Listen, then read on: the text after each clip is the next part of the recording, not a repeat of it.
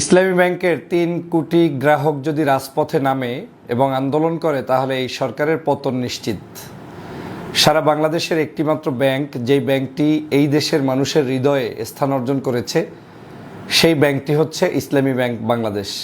৩ কোটি গ্রাহকের এত বড় একটি বিশাল পরিবারের ব্যাংকটিকে গত ১৬ বছরে আওয়ামী লীগের আমলে একেবারে নির্যাস করে খেয়ে ফেলে দেওয়া হয়েছে। শেখ মুজিবুর রহমান সাহেবের জন্ম উৎসবের নামে শত শত কোটি টাকা এখান থেকে লোপাট করা হয়েছে। তখন এসালমের নামে এসালম নিজেই প্রায় ৭৫,০০০ কোটি টাকার উপরে এখান থেকে লোপাট করেছে। এই বিশাল জনগোষ্ঠীর একটি ব্যাংককে নতুন করে আবার নাই করে দেওয়ার জন্য প্রচেষ্টা শুরু করেছেন বর্তমান সরকার।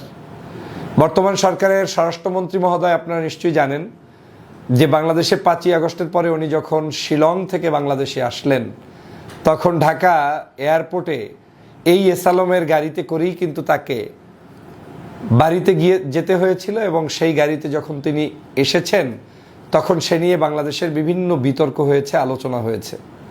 সেখান থেকেই আমরা স্পষ্ট হতে পারি যে আমাদের এই শিলংয়ের সাথে, আমাদের জনাব স্বরাষ্ট্রমন্ত্রীর সাথে বর্তমানে এসালমের সাথে একটি অন্তরঙ্গ সম্পর্ক, ভিন্ন ধরনের আন্ডারগ্রাউন্ডের সম্পর্ক রয়েছে। আর না হলে আজকের এই ৫ই আগস্টের পরবর্তী বাংলাদেশে নতুন করে ইসলামী ব্যাংকে দখলদারিত্ব চেষ্টা চালানো, এটা কারো পক্ষে সম্ভব না, কোনো সঠিক মানুষের পক্ষে এটা সঠিক কাজ নয়।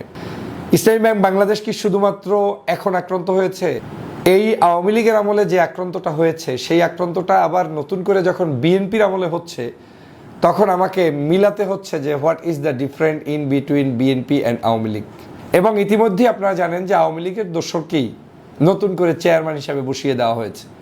আমি একদম স্পষ্ট বার্তা দিয়ে বলতে চাই, সাবধান করে দিয়ে বলতে চাই, বাংলাদেশে ফ্যাসিবাদের পতন হয়েছে জামাত শিবিরকে নিষিদ্ধ করার ৪ দিনের মাথায়।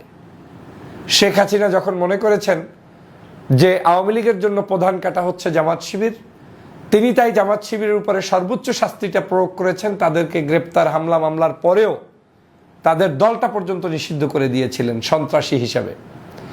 তার ৪ দিনের মাথায় কিন্তু শাস্তি ভোগ করতে হয়েছে শেখ হাসিনাকে, নিজে স্বয়ং পালিয়ে গিয়ে দুপুরবেলার ভাতও খেতে পারেননি। আজকে যদি একই অবস্থা বিএনপি এই ইসলামী ব্যাংককে নিয়ে করা শুরু করে, আমি মনে করি বিএনপির যে ৩ কোটি পরিবার যারা ইসলামী ব্যাংকের সাথে সম্পৃক্ত, তারা যদি একটা ধাক্কা দেয়, শুধু ডান হাতের আঙ্গুল উঁচু করে তাকায়, তাহলে কিন্তু এই সরকারের পতন নিশ্চিত হয়ে যায়।